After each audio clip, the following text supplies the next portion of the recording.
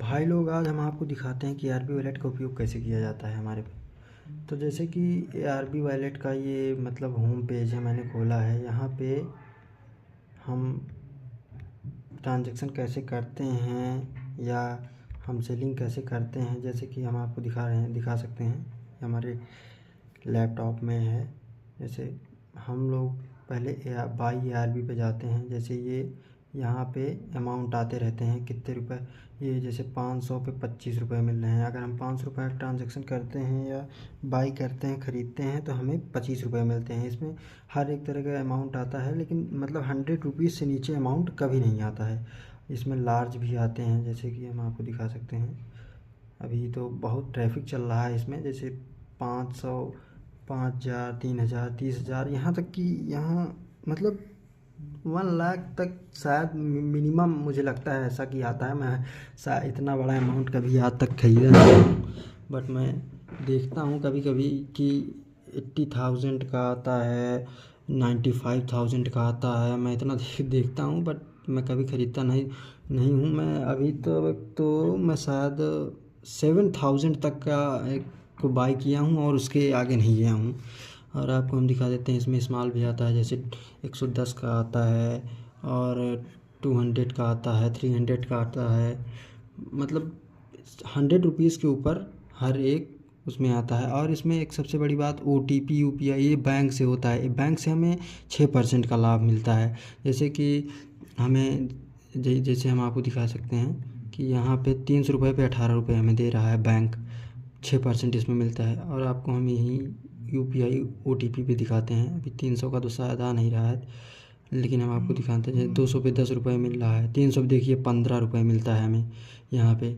और यहाँ पे 300 पे हम आपको अभी कितने दिखाए थे, क्योंकि देखते हैं अभी आएगा तो हम आपको दिखाते हैं। यहाँ पे शायद 300 पे भी याद था मुझे, मैं भूल गया, बहुत जल्दी भूल जाता हूँ लगता है। और जैसे 16 रुपये, इसमें 325, 300 का भी जैसे हम दिखा रहे हैं। और OTP UPI में मतलब इसमें होता है कि हम अगर बाई करते हैं, तो जैसे हमने बाई किया, अभी तो हमारा इसमें अकाउंट पेटीएम में लॉगिन है नहीं, तो इसलिए ये नहीं हो पाएगा अभी। तो नहीं, हम आपको दिखाते हैं, मेरे फ़ोन में होता है। तो जैसे इसमें देखिए, इसमें फ़ोनपे, पेटीएम, बहुत से ऐप से कर सकते हैं हम इस मतलब खेल सकते हैं। लेकिन इसमें एक लिमिट तक होता है, नहीं आपका बैंक भी फ्रीज हो सकता है। मेरा भी 1230 रुपये का होल्ड लगा है बैंक में। मैं एप्लीकेशन दे के आया हूँ, बट मुझे लगता नहीं है कि निकल पाएगा, क्योंकि इसमें ब्लैक मनी भी आ जाता है। तो सिक्योर तो मैं ये तो नहीं कह सकता पूरी तरह कि ये सिक्योर है, बट हाँ कुछ लोगों के लिए हो जाता है।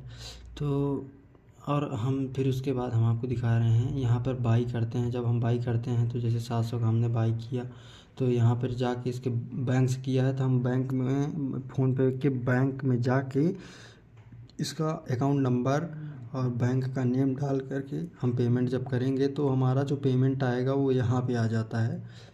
लेकिन पेमेंट एक मतलब तरीके से किया जाता है। उसमें पेमेंट करने के बाद UTR फिल करना पड़ता है। अगर आप OTP पहले मंगाना पड़ता है, फिर उसके बाद UTR फिल करना पड़ता है, फिर उसके बाद कन्फर्मेशन में जाता है, फिर उसके बाद सक्सेस होके यहाँ पर पे कंप्लीटेड होके फिर यहाँ पर पैसा आपका आता है। जब यहाँ पर पैसा आता है, तो आपको बोनस जो आपको मिलता है वो भी उसी के साथ यहाँ पर आ जाता है, आप देख पा रहे होंगे। फिर उसके बाद हम इसे सेलिंग में लगाते हैं, सेल ARB जैसे यहाँ पे है। तो अभी तो हम जैसे कि यहाँ पे कलेक्शन होता है, कलेक्शन में जैसे कि हम यहाँ पर अपना KYC करते हैं। KYC डिस्कनेक्ट है अभी तो मेरा अकाउंट भी नहीं लॉगिन है, नहीं हम आपको दिखाते। तो यहाँ पर KYC करते हैं, तो इसी KYC अगर KYC नहीं हुई रहेगी तो आपकी सेलिंग नहीं हो पाएगी, क्योंकि अकाउंट में पैसा भी जैसे आप किसी का अमाउंट ख़रीद करके उसके खाते में सेल करते हैं, वैसे आपका भी अमाउंट बिकता है इसमें। फिर उसके बाद जब सेल होता है, तो आपके भी खाते में कोई पैसा भेजता है। तो जो कलेक्शन में अगर हम KYC नहीं किए रहेंगे, तो वो मैच नहीं करेगा। तो मैच नहीं करेगा तो हमारे अकाउंट में यहाँ पर कंफर्म नहीं होगा और फिर पैसा नहीं जाएगा अकाउंट में।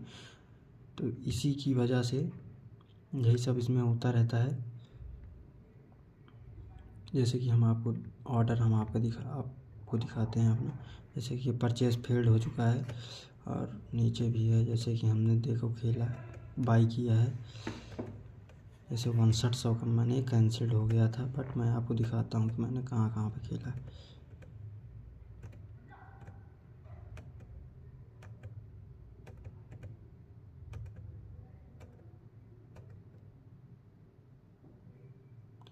अरे बहुत मैंने खेला है, जैसे ये 1500 का खेला है, 4500 का खेला है, 5000 का खेला था, बट परचेस फेल्ड हो गया था।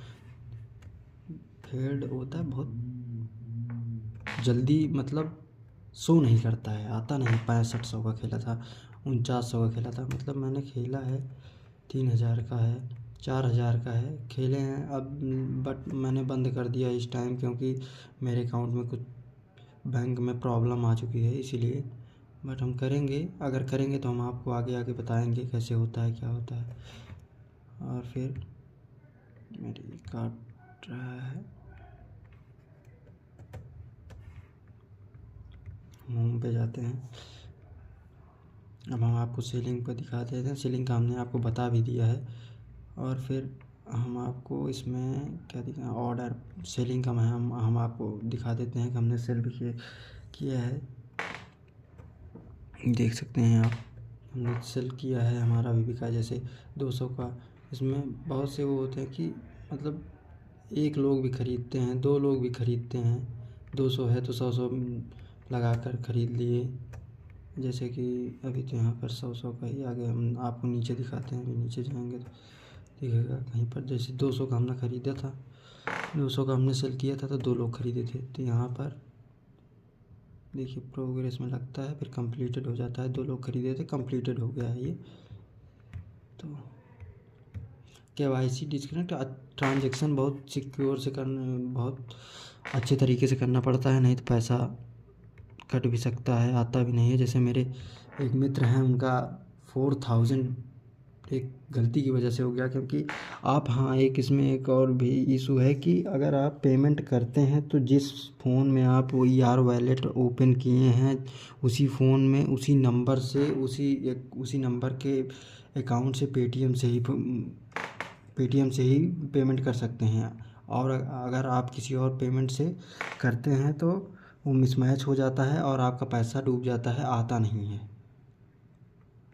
कि आज के लिए बस इतना ही।